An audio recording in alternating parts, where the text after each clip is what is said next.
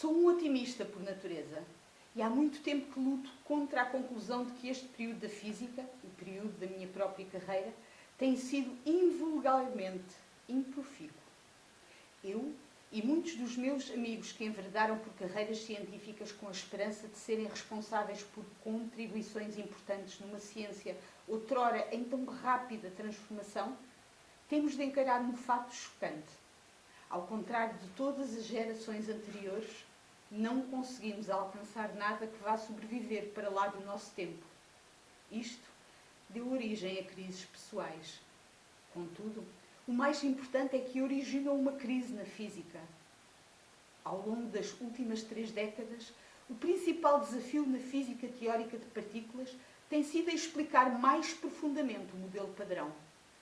Neste campo tem havido imensa atividade. Têm sido sugeridas e exploradas novas teorias, algumas em grande pormenor, mas nenhuma foi confirmada experimentalmente.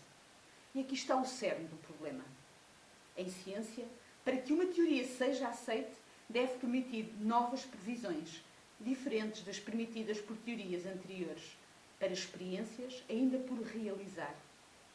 Mas para que uma experiência seja representativa, é necessário que seja apta para obter conclusões que contradizem a previsão inicial.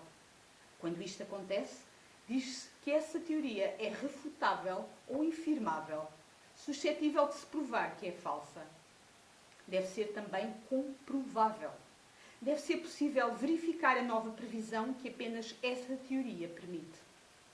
Só quando a teoria é testada e os resultados experimentais estão de acordo com ela, essa teoria é elevada ao estatuto mudei a língua, caralho. Só quando a teoria é testada e os resultados experimentais estão de acordo com ela, essa teoria é elevada ao estatuto de teoria verdadeira. A atual crise na física das partículas surge de as teorias que nos últimos 30 anos foram além do modelo padrão caírem em pelo menos uma das 2 categorias acima.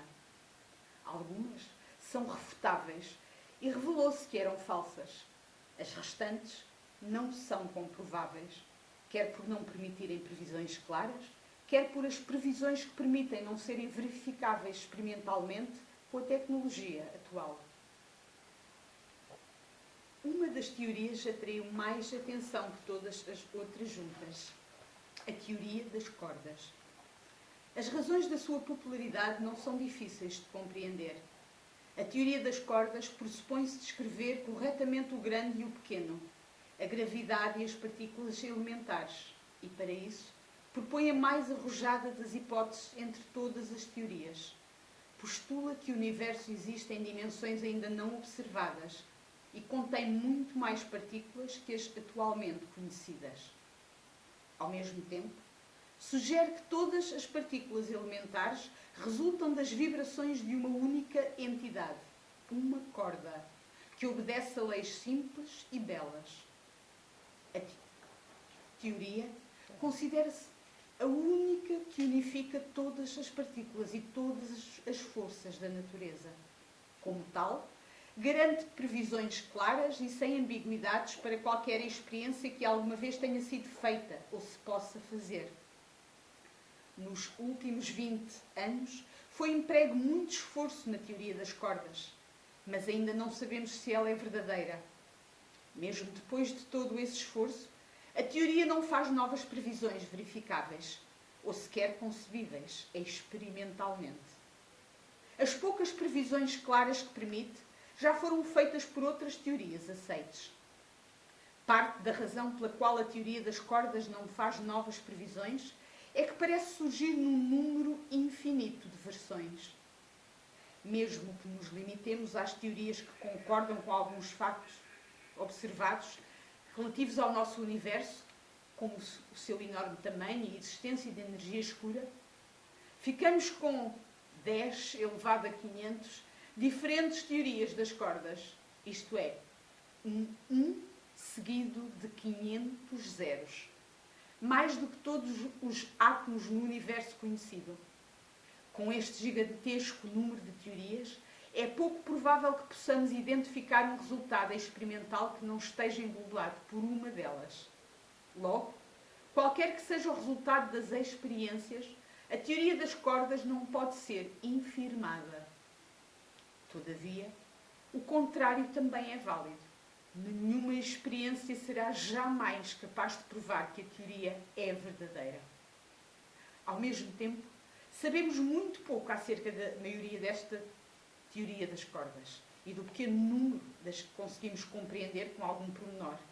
Todas divergem dos atuais dados experimentais, geralmente pelo menos de duas formas. Assim, estamos perante um paradoxo. A teoria das cordas que sabemos estudar são dadas como erradas. Aquelas que não conseguimos estudar, pensa-se existirem em tão grande número que nenhuma experiência poderá algum dia contradizê-las. Todavia, estes não são os únicos problemas. A teoria das cordas assenta em diversas conjecturas, para as quais existem alguns indícios, mas nenhuma prova.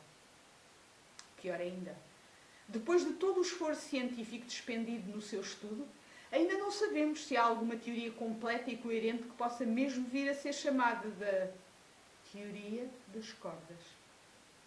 Aquilo que de facto existe não é uma teoria, mas sim uma imensa compilação de cálculos aproximados, juntamente com uma teia de conjecturas que, a serem verdade, apontam para a existência de uma teoria.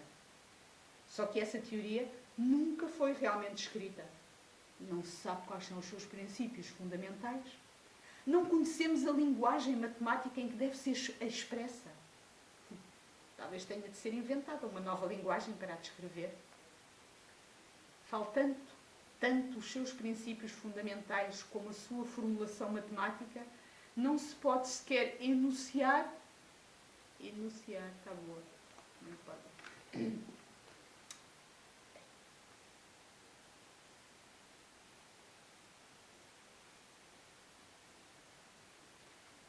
Não conhecemos a linguagem matemática em que deve ser expressa. Talvez tenha de ser inventada uma nova linguagem para a descrever, faltando tanto os seus princípios fundamentais como a sua formulação matemática, não se pode sequer enunciar o que a teoria das cordas afirma. Esta é a forma como Brian Greene apresenta a teoria das cordas no seu mais recente livro, O Tecido do Cosmos. Mesmo hoje, 3 décadas...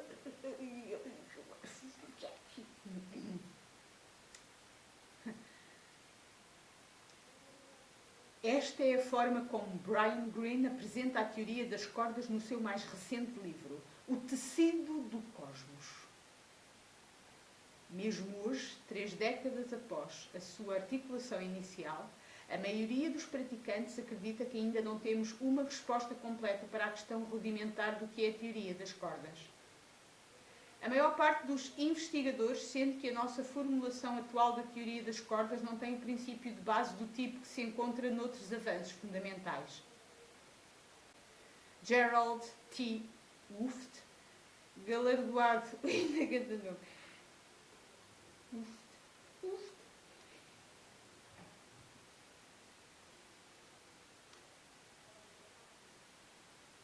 Gerard T. Hooft, galardoado com um prémio Nobel pelo seu trabalho em Física das Partículas Elementares, caracterizou a condição da teoria das cordas da seguinte forma. Na verdade, eu não estaria sequer preparado para chamar à teoria...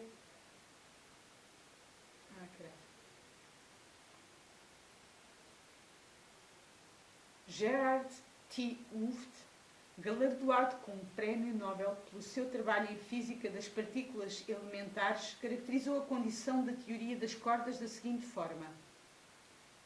Na verdade, eu não estaria sequer preparado para chamar teoria à teoria das cordas.